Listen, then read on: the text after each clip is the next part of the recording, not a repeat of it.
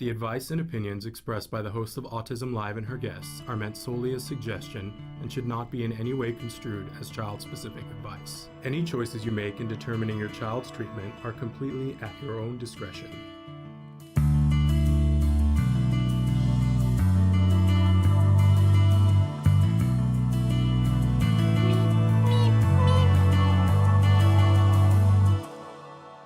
Good morning and welcome back to Autism Live on a Wednesday morning, and we have guests and I'm so excited.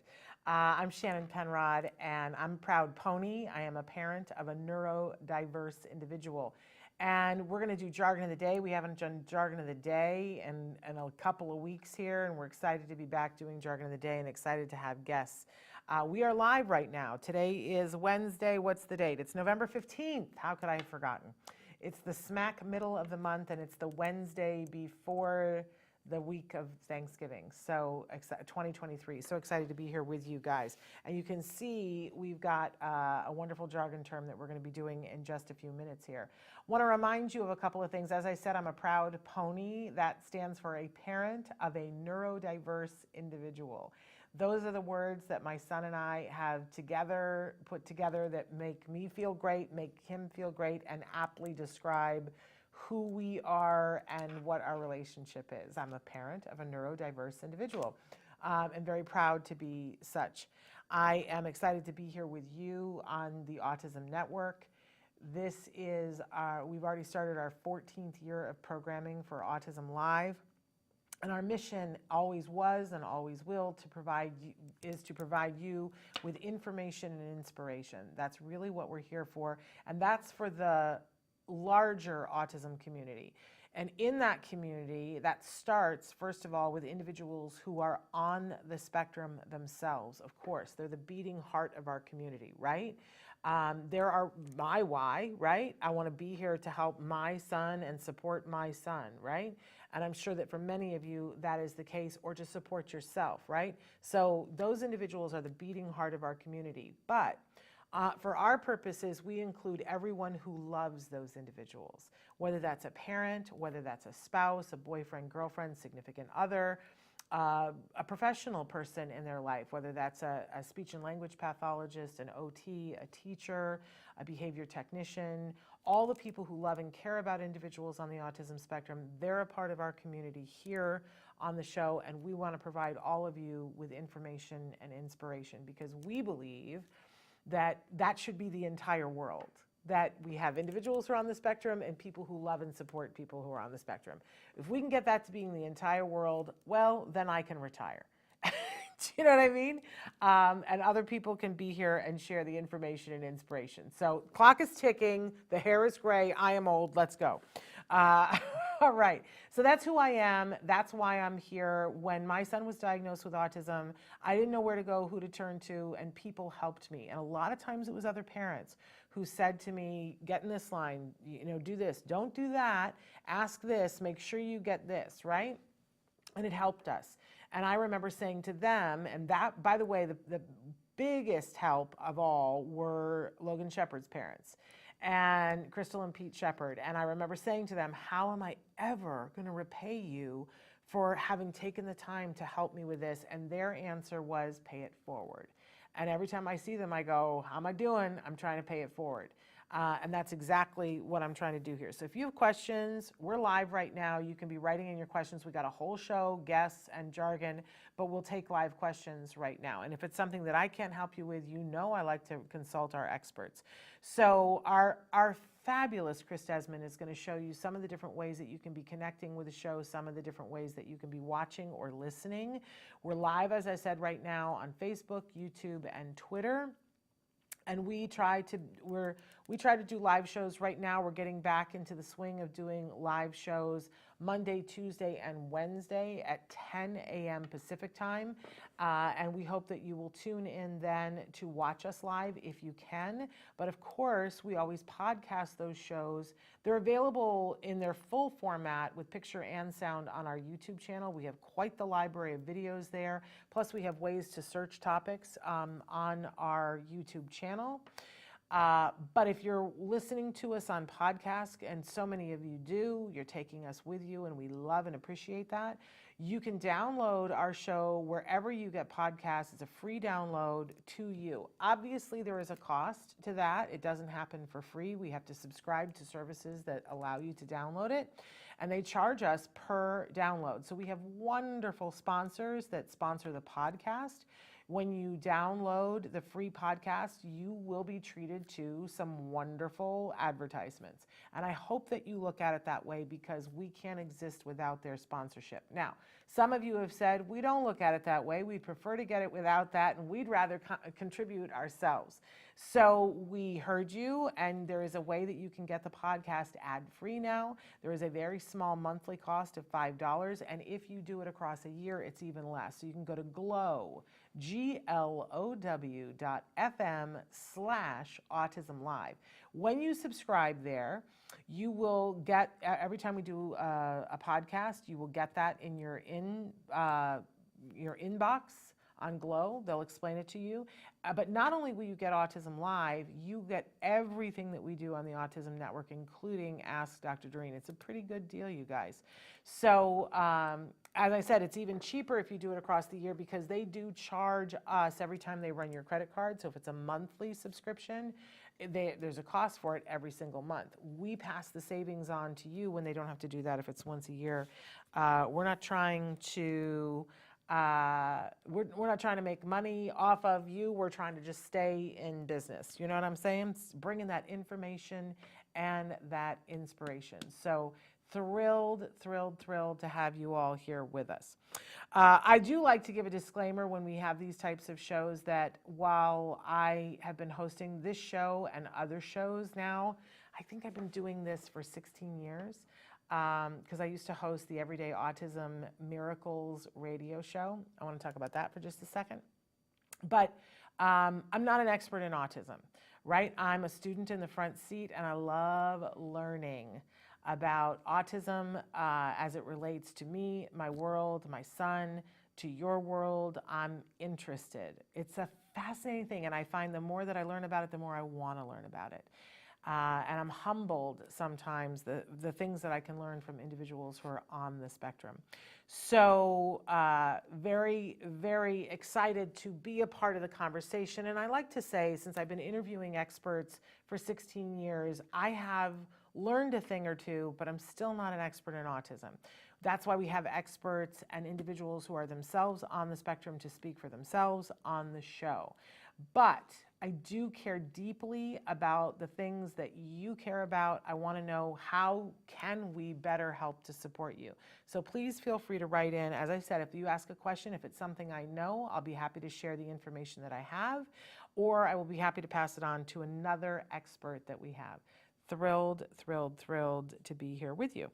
Okay, so we are making a return to our jargon of the day. It is time for jargon of the day.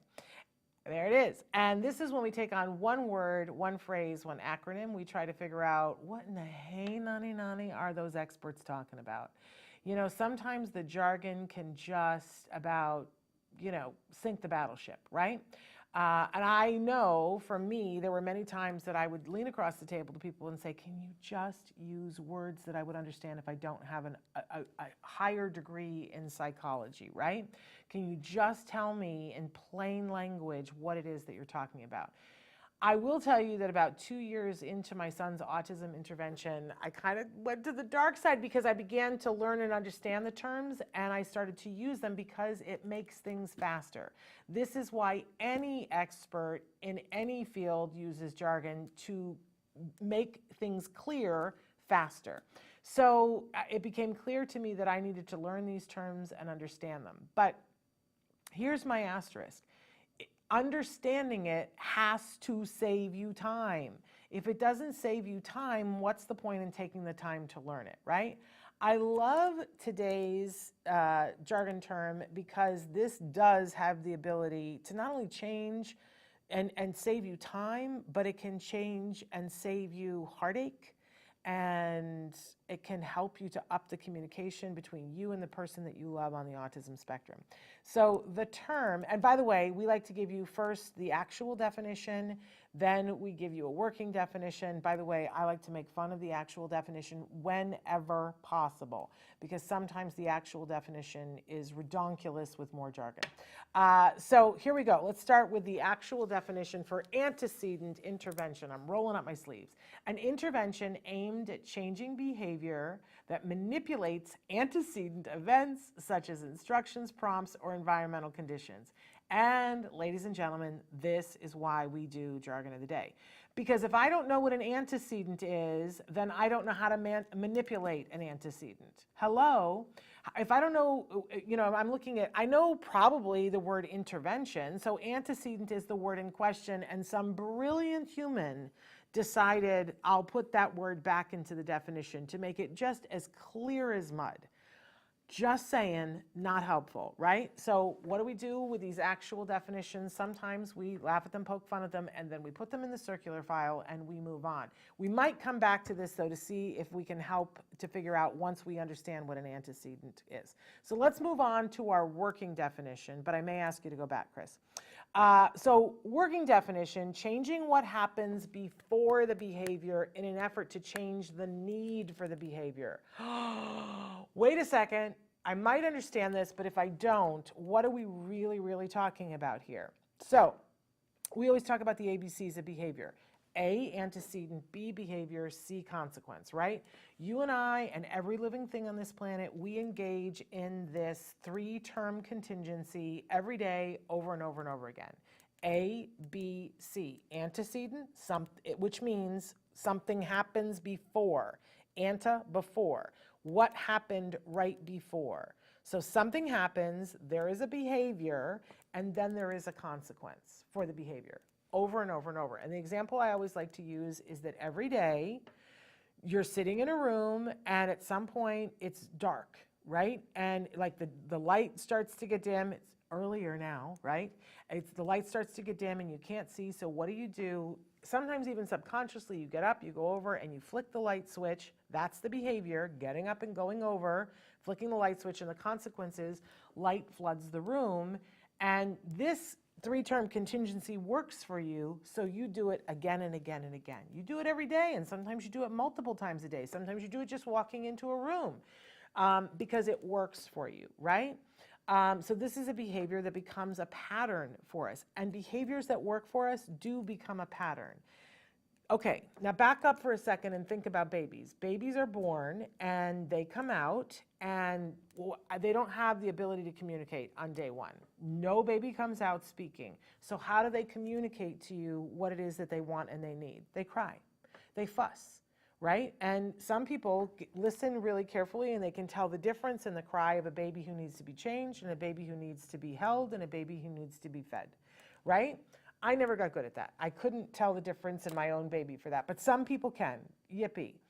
But the thing is that in what we would like to see in development is that the child gets a little bit older and they're exposed to language, and eventually they start to learn from just listening, just picking up. It's a miracle how they pick up this language and it goes into their brain and it sorts itself out, and they start to make attempts to use that language to tell you what they want. It's very frustrating for them because they're not proficient at it. Think about the last time you tried to learn something and do it and you weren't proficient at it. Yesterday, me in a Zoom call doing a PowerPoint, it was a massive mess. Right? I thought I was proficient at it, I hadn't done it in a while. But it's frustrating when we're not proficient at something, right? And it makes us upset and frustrated. In typically developing kids, typically developing in the air quotes, we call this the terrible twos because they're frustrated because they can't get their needs met and they're used to crying. Now, if you are not miraculously soaking up the language that is around you, which is our kids on the autism spectrum, where does that leave you? You're in a world where you have needs and you're growing up and you have things that you want, but you do not have the language and you haven't learned that language is the way to get it. So you are constantly in a state of frustration. And we will see that a lot of kids, the behaviors that we call the challenging behaviors, that are the behaviors that are so frustrating to you and to people around the child, right? And frustrating for the child, are coming because they are not able to do a behavior that's effective. So what do they resort back to? The last thing that worked, which is crying, right? Crying and fussing and whining, because as a baby, it worked. So what we want to do with a 3-term contingency is we want to look at, what do we have control over here? And a lot of times as parents, we think we have control over behavior. This is a fallacy. You don't really have control over somebody's behavior. Did I just blow your mind? Think about it, because if somebody is doing something, if somebody is hitting a wall, right, you can say to them, stop, but does that mean that they're gonna stop? No, right? And with our children, if our children, I can remember my son doing something and my mom saying, make him stop. And I was like, how? Like, he is wanting to do that. How would I make him stop? Right? You can't just, like, tape a kid to the wall. That's inappropriate, right? They're going to do what they want to do. Here's the thing, though, is that we don't have control over behavior, but we have control over antecedents, the thing that happens before, and consequences. So when you're going to school and you're getting a behavior intervention plan, what I want to see in a behavior intervention plan that tells me it's a really good behavior intervention plan is it will tell me what the function of the behavior is, what was the child seeking with the behavior, and then it's going to give me this, an antecedent intervention.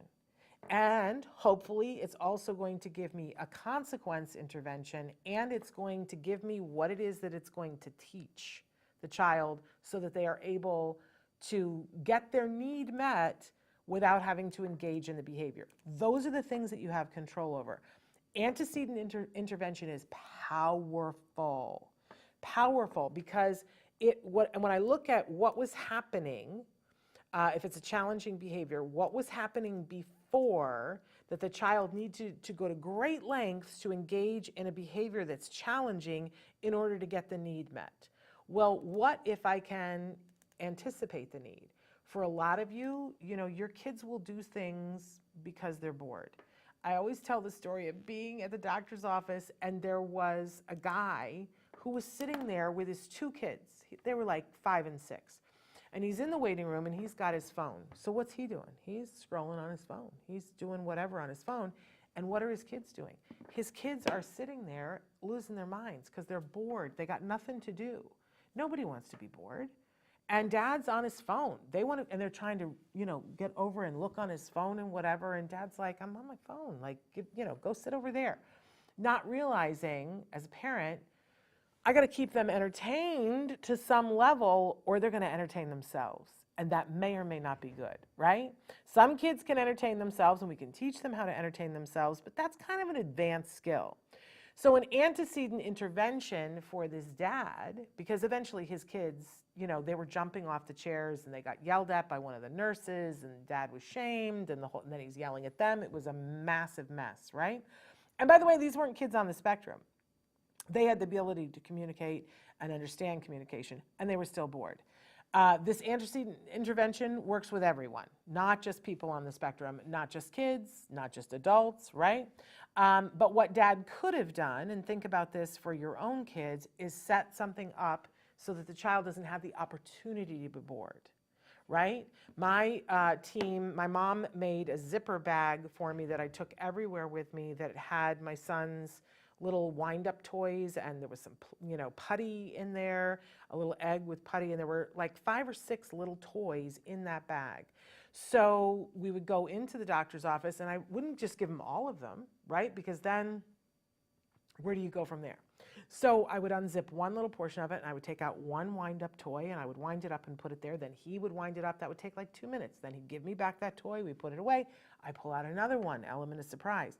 My child didn't have the opportunity to get bored. That is an antecedent intervention.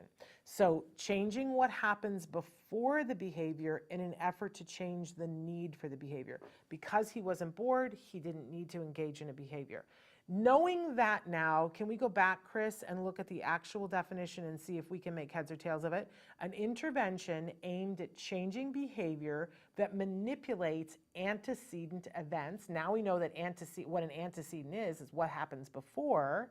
They're going to change what's happening before, such as instructions, prompts, or environmental conditions. Those are three great examples that, instead of somebody, doing something, we're going to give them an instruction. That's an antecedent intervention. We're going to say, in a second, we're all going to line up to go out to the playground, right? Instead of just saying, go to the playground and it's a mess, right? We're going to give prompts like, we're going to leave in 5 minutes. You have to get out of the pool in 5 minutes, right? We have to get out of the pool in 4 minutes, give the countdown. That's an antecedent intervention. They're very effective. Very, very, very effective at reducing challenging behavior. So it is something that can save a lot of time. I'm saying hola to Alicia. I'm so glad you're here. And you got a blue heart. I love that. Uma, I'm so happy that you're here from Pakistan as well, because you're going to love our guests. So there's antecedent intervention. I hope that it's something that you'll ask more questions about, but if somebody is especially on that BIP for school, I have seen so many BIPs recently that make me want to light my hair on fire because, I sit down and I look at that document, and the first thing I'm going to do is scan it for those essential pieces. I need to see the function of the behavior. What's the kid trying to do? What's the antecedent intervention? What's the consequence strategy? And what are we going to teach the child? If I cannot easily find those four things, then I'm not convinced it's a good BIP. And if I have to, really dig to find them or they're not there, then it is not a good BIP. That is how we change behavior. And that's how we keep it fair. Anything short of that, send it back and tell them, ask them for those four things. What's the function of the behavior? What's the antecedent intervention? What's the consequence strategy? And what are we teaching my child so that they can better implement the antecedent and the consequence? Just ask them that. And if they don't know, it's time for them to bring somebody new in. Just saying. Okay. We're saying hello to Catalina from Romania. Fantastic. We're saying good morning to Susie and to Ma. It has been a while. So great that you are here with us. Okay. We've got two amazing guests that are going to be joining us. We've got Anthony Vasquez, he's almost a regular now here on the show. He's such a delightful person. He is a very talented musician and part of the Spec Labs core of artists. And he asked if he could bring his friend Caroline Corry, who is a very talented musician and an actress. And we've got so much to talk about with them, about what they've been doing and what they're up to and what they have coming up. So it's time to welcome them. There's Anthony. Anthony's so thrilled to have you here.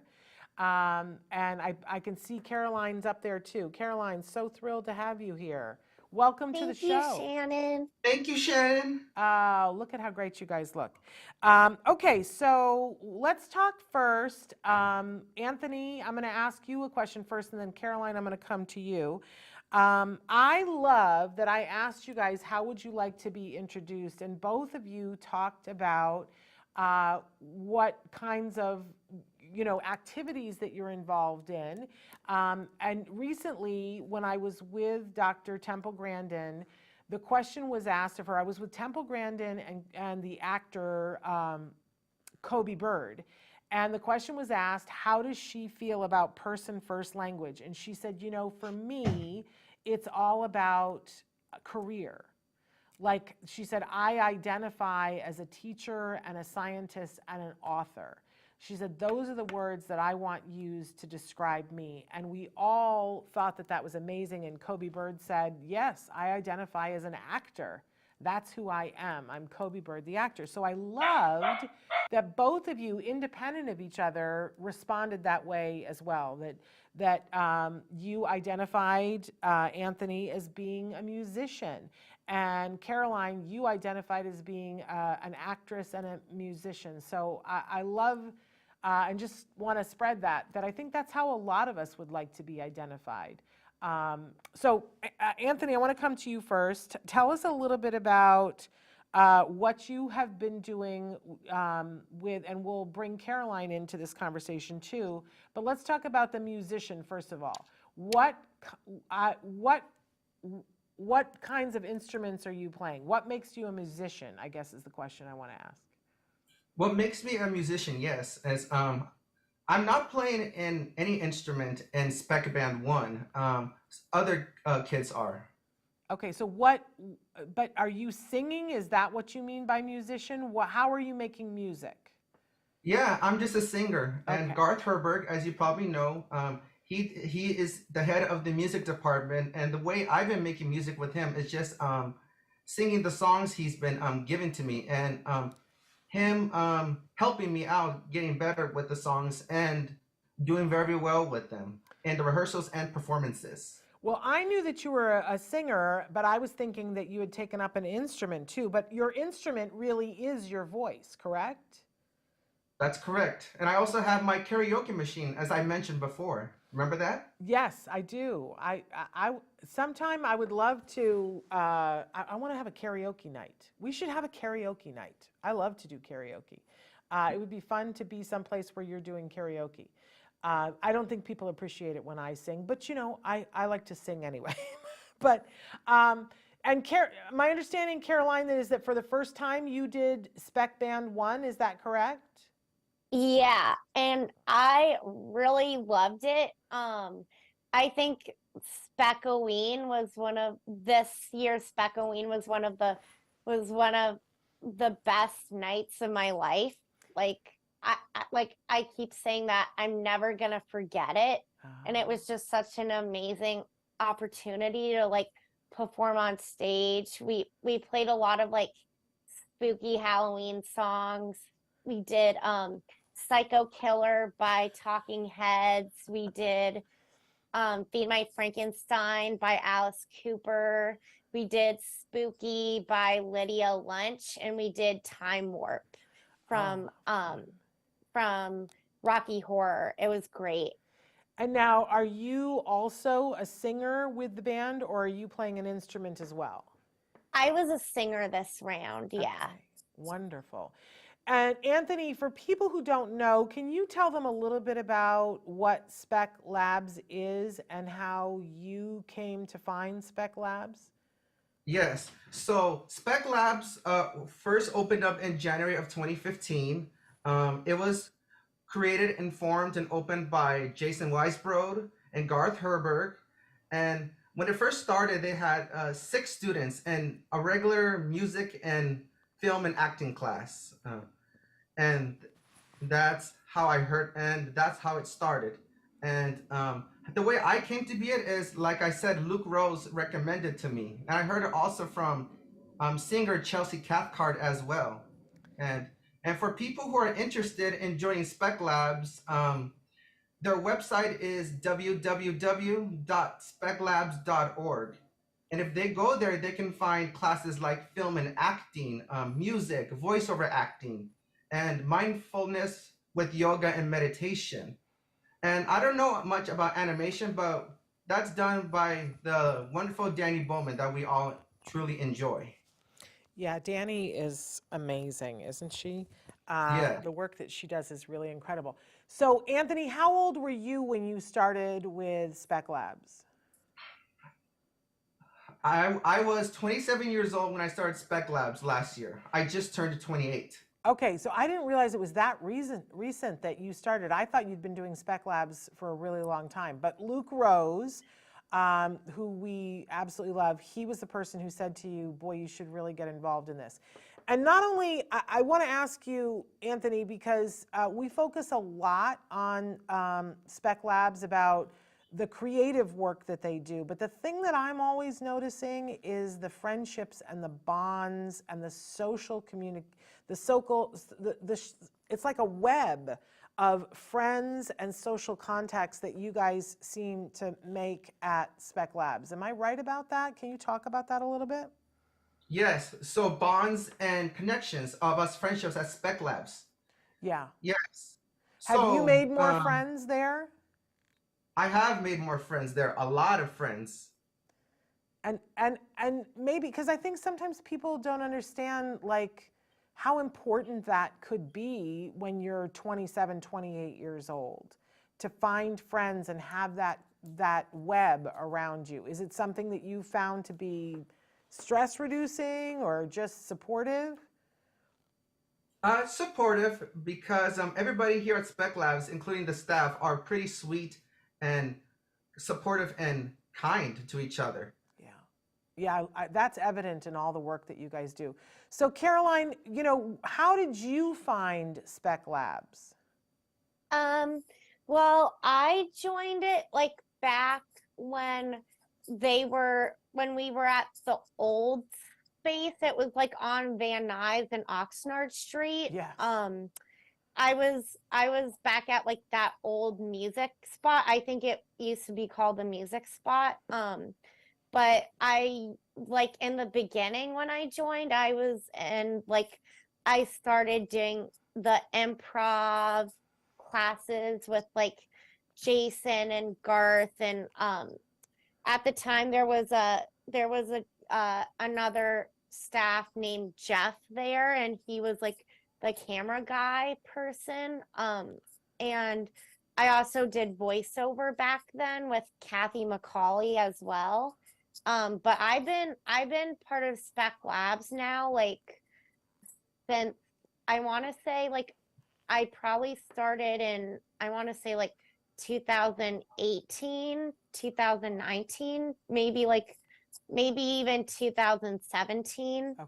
So it's been a while. But I've been with them for a while now, and I usually have just been like doing the voiceover stuff, and the acting classes they do. But this year was my first time doing the Spec Band 1, and as I've been saying, I'm definitely gonna do Spec Band again for the second round when the band classes start back up again, because it was just so amazing. Well, and I love working with Garth and Jason, and I love performing on stage, and I love all the Spec Labs friendships I've made. It's just amazing. I call them my second family, because that's really who they are to me.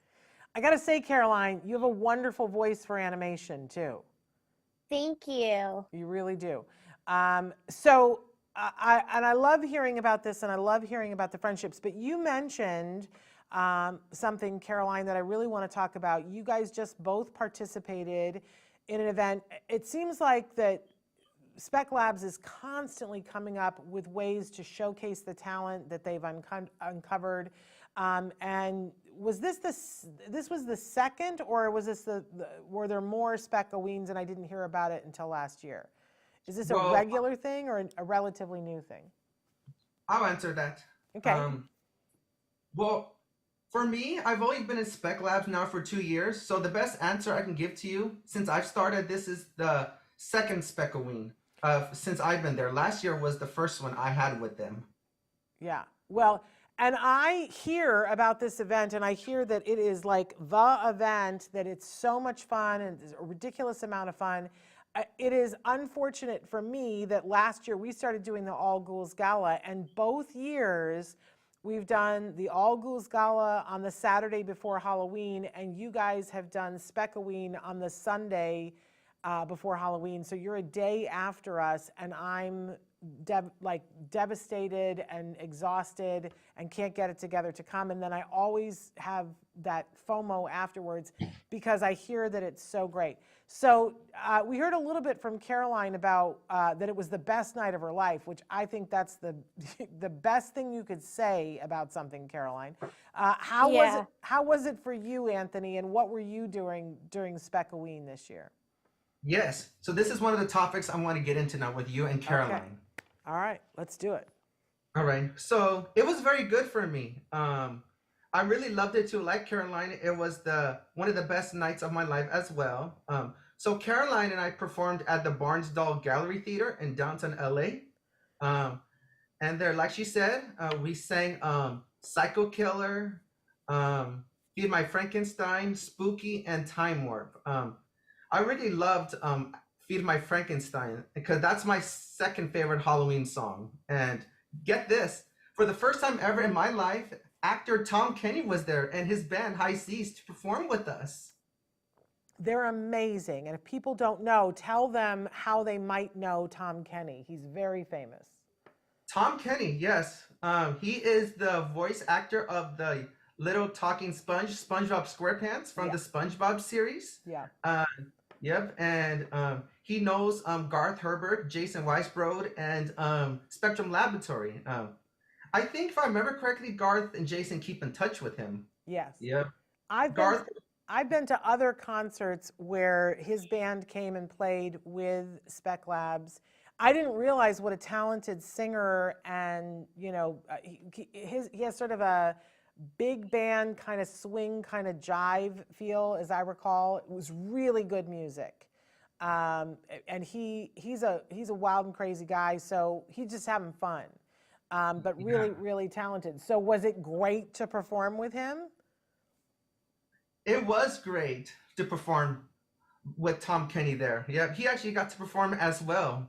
And that also, Garth provided us with a pizza dinner, which we really enjoyed as well. Oh, that's wonderful. Did I hear that he's a really nice guy? Caroline, did you think that Tom Kenny was super nice? Yeah, it was actually my second time meeting him, because back at the old Spec Labs place that was on Van Nuys and Oxnard, we were working on this voiceover gig for this other like short film that Spec Labs done in the past called Boys Don't Wear Dresses. It's like the LGBT BQ version of like the Cinderella story, kind of. And Tom Kenny actually came and helped us do some voiceover stuff for that short film, and I was able to meet him on that day because I was also helping and giving my voice during that day. So that was the first time I met Tom Kenny, and then just during this Specoween was my second time. And yeah, Tom Kenny is just amazing. He's really nice. He uses his voice a lot. He's great. He's just a really fun guy. Does he love your voice, Caroline? Because you do have a very distinctive voiceover voice. I think he does.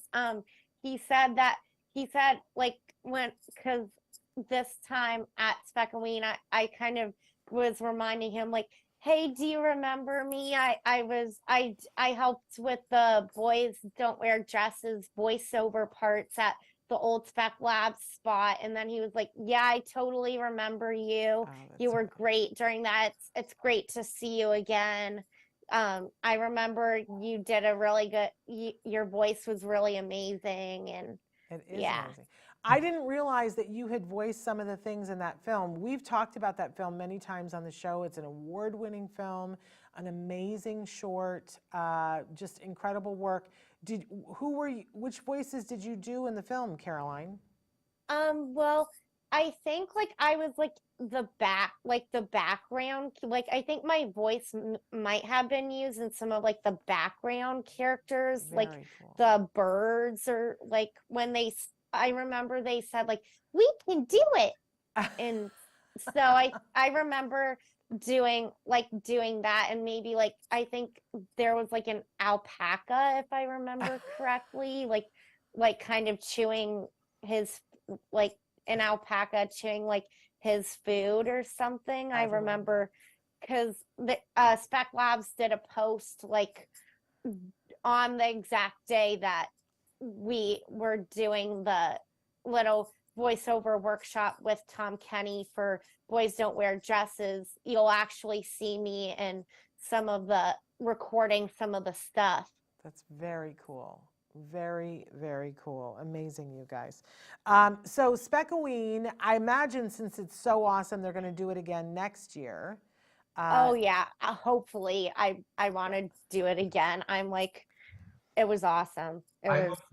it was so awesome, including like there were lots of emails back and forth, but like it was just because sometimes Spec Labs has to send out emails like about the actual event and stuff, and sometimes there ends up being a lot of email chains, but it's still really fun, like the communication and the actual events, and it's like family, like I said before. I love That's it. right.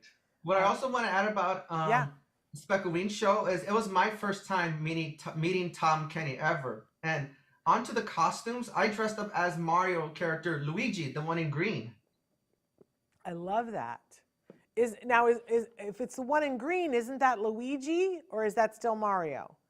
That's Luigi. Okay, so amazing. Luigi's my favorite. I love that. Was everybody in costume?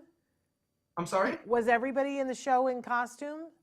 Yeah, it was like a costume performance. Caroline, what were you dressed up for Halloween this year in the show? I was a female punk rocker. Okay. I felt it was very appropriate for the night, like because I just felt like, I mean, punk rockers, they're awesome. Like, why not? Indeed. So I dressed up as a female punk rocker. I had like the whole like fishnet tight things, and I had like a vest, and I had like chains, and I had like a skull shirt, and I put on like dark lipstick, and like I had like Ann Postawait. She's another Spec Labs student who helps out in the filming class and who also did the music in the past with Garth, but she's also very good at makeup, so she did my makeup. And so big shout out to Anne. So it was my makeup, I think it was like we did like a little bit of like orange stuff since it was like for Halloween kind of. And it was just really fun, and we were dancing on stage. It was awesome. It was like one of the best nights ever. I love hearing that. I want to give a shout out to Anne also, because the night before at All Ghouls Gala, we did this last year too, we hired 4 of the Spec Labs actors to come and be atmospheric actors, and Anne did that for us both years. She was awesome both years, and she is incredibly good at makeup. And a very talented young woman. So Anthony, was there anything else you wanted to share about Speckoween? Yes. So before we move on to our experiences being in the band, I also want to add for Speckoween that one of the things I really like doing for all 4 songs was, a little bit of spooky was the choreography dance moves that we did on stage together. I'll show it to you. Okay. Meet my friend Igor. Run your greasy fingers up your greasy spine, and that really made the show more entertainment, since for Summer of Spec, that's how I got used to doing choreography for the performances I've been doing. So it's not just singing, there's a little bit of choreography involved too. Yeah, even though it was not a class thing, I decided to do that because I wanted to make the audience be more entertained. Okay. All right. So that's Speckoween. Now we're on to the experiences of how Caroline and I did Spec Band 1 together. Yes. The rehearsals and the songs. Okay, what do you want to say about that? Yeah. So as you know, every round the music classes always have rehearsals on a stage in North Hollywood, as always. But before we get to that, Caroline and I we first started Spec Bands 1 together at another studio in North Hollywood for the first 3 weeks. And then after that, we went down the street to another studio where they had a big space for us available to use to practice for our concerts and our rehearsals. And there we got our lines assigned by Garth Herbert, who you know is the head of the music department. We got our line assigned for the 4 songs that we mentioned, and we sang our choruses, our verses, and we backed each other up. And we sang, and one person for Psycho Killer sang a bridge, but it was in French from Psycho Killer. Um, and The that qu'est-ce we que also c'est? then Is that we just every week we just performed our lines in rehearsals, and we just got better at it. amazing? That's the part of Psycho Killer where they go qu'est-ce que c'est? Yeah. Okay. Yeah, and fa fa fa fa fa fa fa fa fa better Yes. too. Love that song. Wonderful. And so, Caroline, did you want to add anything to that? Yeah, so the studio, well, there's two studios we did it. The rehearsals we did it at Fever in North Hollywood, and then we also did it at Amp Rehearsal, which is also in the same area. But Fever is also where I go on Saturdays to do my voiceover class with Spec Labs. So I do, so I got to, so it was like, it was kind of, I was used to going to Fever a lot. And actually I did Summer of Spec as well back in the summer with Anthony as well. And during that time we were also rehearsing at Amp. So I was used to like both recording places. But yeah, it was just a great performance. And as Anthony said, we rehearse a lot. And I think we pretty much all killed it on stage. It was, yeah, I really loved, like, we had a lot of staff and people helping us. Like Joey Isabel, she's awesome. She was like helping us backstage and stuff, and she's also gonna be helping out in the upcoming Christmas Specmas Carol show that I'm gonna be part of. And now, It go ahead, finish. with the puppets, and that's gonna be coming up in December, which I'm really excited for. It's like show after show with Spec Labs, you know. That's what First it sounds like. Specoween, it was great, and now a Christmas one. It's like the work never stops, but it's amazing. It's great. I love like, this. Yeah, just going back and forth doing different events with Spec Labs, and then I have this weekend I'm actually going to go see one of the short films that I previously made with Spec Labs in our short film class called Hands. It was like a short film that we recently did with Spec Labs, and it was me and my friend Shane McCaskill doing like acting with our hands, and that's going to be showing at LA Live this Saturday, which I'm also going to after voiceover. So I'm excited about that. But And Wow, what I hear in that's that is that amazing. you've got this rich artist life, that you guys are going to different places to do the music, having that experience of being in professional spaces, doing the music, having these professional gigs with staff. And I love hearing all of this. Now, I want to make sure though, Anthony, because at some point I want to talk about the Specma Christmas. I'm not sure I'm getting it wrong. But do you want to talk any more about Band One, or should we move on to that? Yeah. Well, just briefly about Band One before Specmas Carol. So Band Okay. One was a pretty exciting time of the year of this round, because it ended early because of Specmas Carol, which is ending in December.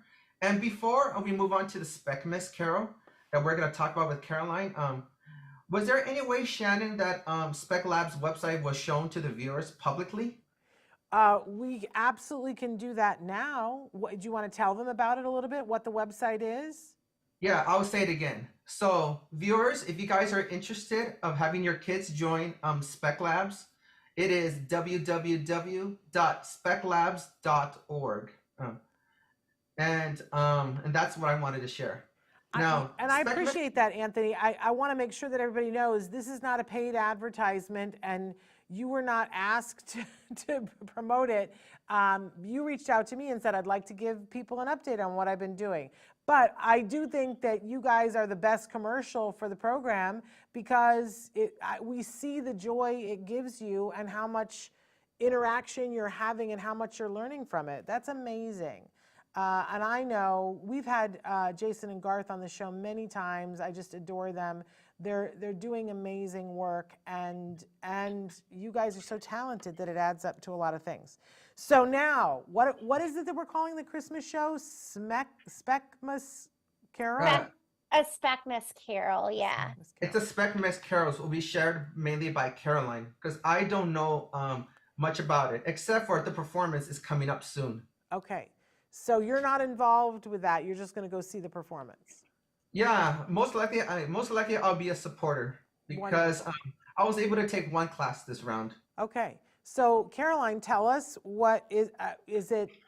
What's it all about? So it's kind of like a more updated, more like a more updated, more recent telling of A Christmas Carol. It's more in this time period and not like as much of in the olden days. But it's gonna be told. We're gonna be using puppets. I love which puppets. You're talking my jam here. we're gonna be using puppets. We just started practicing last weekend, actually using our puppets that we're gonna be using in the show, just to get more acquainted to the feeling of how we're gonna be acting as real actors, and then also using our puppets. It's like two jobs, but I think we're being taught by the amazing Kathy McCauley and Garth Herberg, and Liv Brazil. She's also helping out in this play. It's gonna be really great, and I actually have a rehearsal on Saturday and this Sunday for it. And on Sunday's rehearsal, we're gonna be going to Live Art to do a rehearsal, which is it's on Weddington Street. It's actually just 3 or 4 minutes away from Fever. It's right down the street. And Live is actually where we also had rehearsals for Summer of Spec as well. But A Christmas Carol is going to be, a Speckmas Carol is going to be amazing. And if you don't mind me asking, when are the performances, Caroline? It's going to be December 10th. It's going to be two performances. Okay. One is gonna be at 6, I believe, and then the other one is gonna be later at night. I actually have the info for it. Okay. Yeah, it's we have one show starting at 6:15 and then another show starting at 8:30. Okay.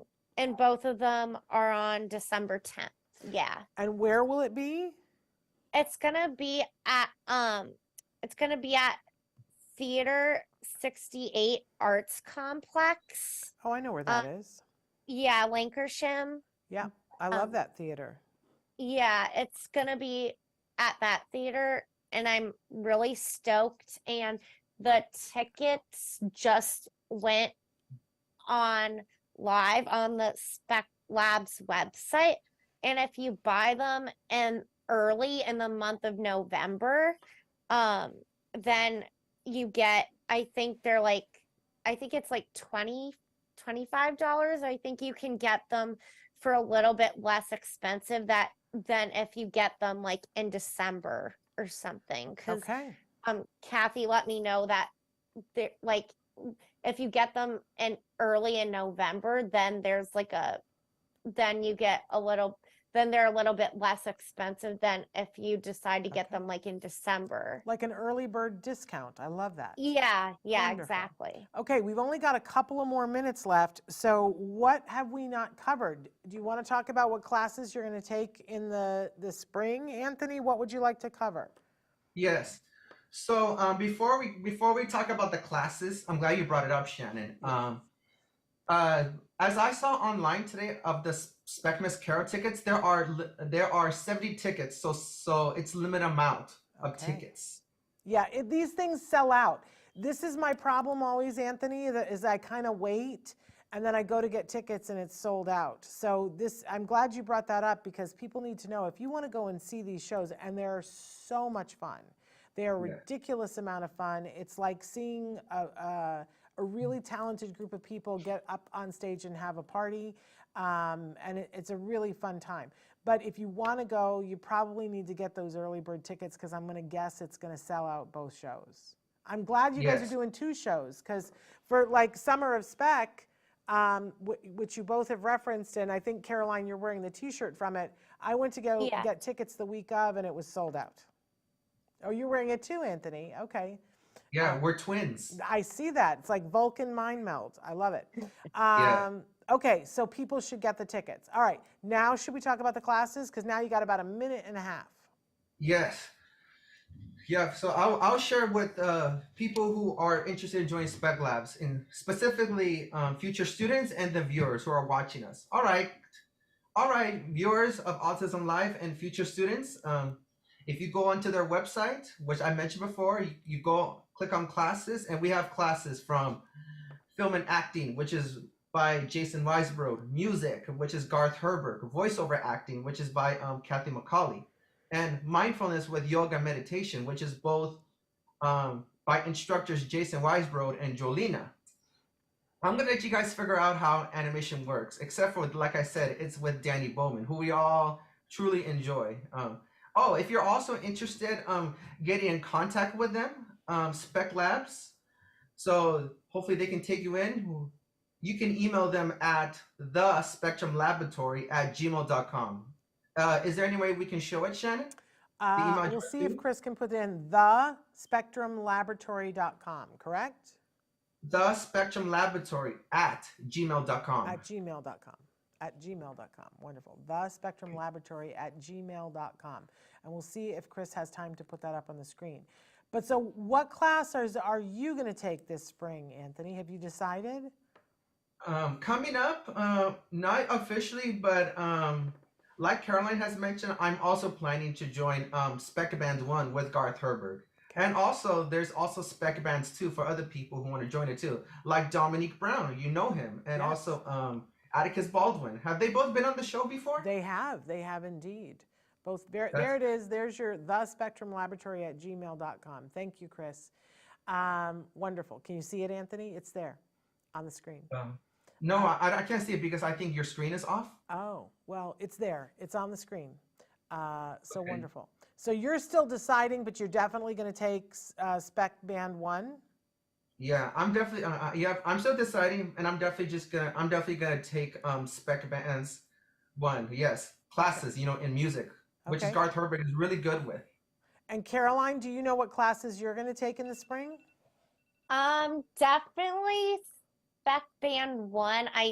I want to continue along my journey with music and my friendships, like with Anthony again, and I want to do and I want to perform again, and especially with my love for music. And I love Garth at Spec Labs. He's one of my favorite Spec Labs mentors / teachers.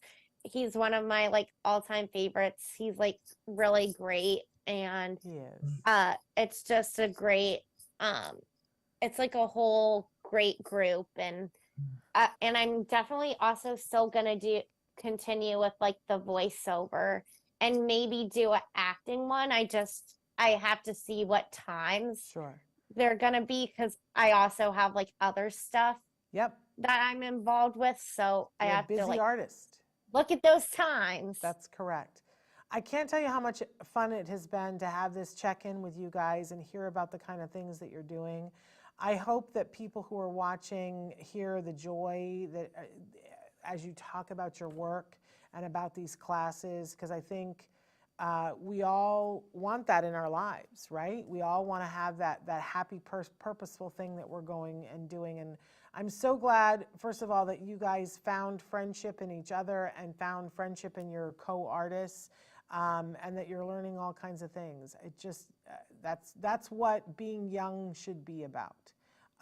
So I'm really happy that we had this time to talk with you guys.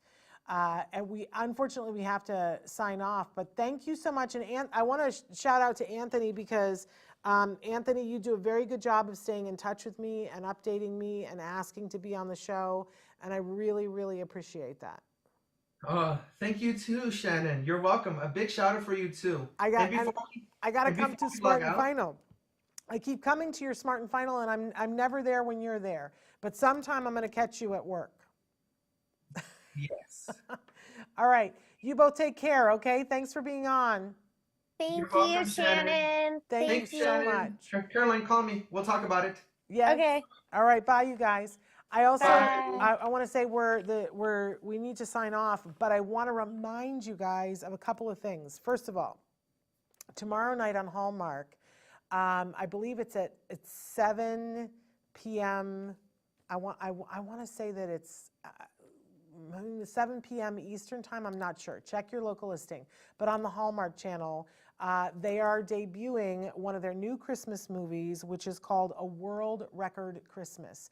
And the main storyline is that there's a boy who is on the spectrum who wants to become a Guinness Book World Record holder for stacking blocks on top of a single block. And the interaction between him and his parents, the ads for it look amazing. Please support this film. Please let Hallmark know how much it means to you that they're having representation in their Christmas movies, and authentic representation. As far as I know, the young man playing the young man on the spectrum is in fact on the spectrum. So we love that. Does it get better, you guys? A Hallmark Christmas movie about autism with authentic representation. Stop. I'm all the way in. Please, I hope that you are too. Show them some love. That's how we show people, look, you're including our kids and we want you to keep doing it. Show them some love. Also want to say that our toy guide, the 2023 Autism Live Toy and Gift Guide, is going to be live on Friday. And then on Monday, we start the Festival of Toys. And on Monday and Tuesday, which are the only live shows we're doing next week, we're doing Cavalcade of Toys, where I'm just going to be live demoing toys. You know, if you've watched it before, it gets chaotic. It's like I'm covered in toys. It's so much fun. Please don't miss that. Be with us on Monday and Tuesday. And then we are going to be taking off the rest of the week to celebrate Thanksgiving here in the United States. And I'll let you know more about that. Sometimes we do a marathon of old videos that you guys can watch during the weekend. I don't know, we haven't figured that out yet. We've been busy with Toy Guide, you know what I'm saying? But so thrilled to have had this show with you guys. Thanks to Chris Desmond, thanks to all of you, and to our wonderful guests, Anthony Vasquez and Caroline Corry. We're going to be back on Monday with toys, and we'll also try to give you a brief Hallmark movie review as well. Until then, give your kiddos a hug from me and one for you too. Bye-bye for now.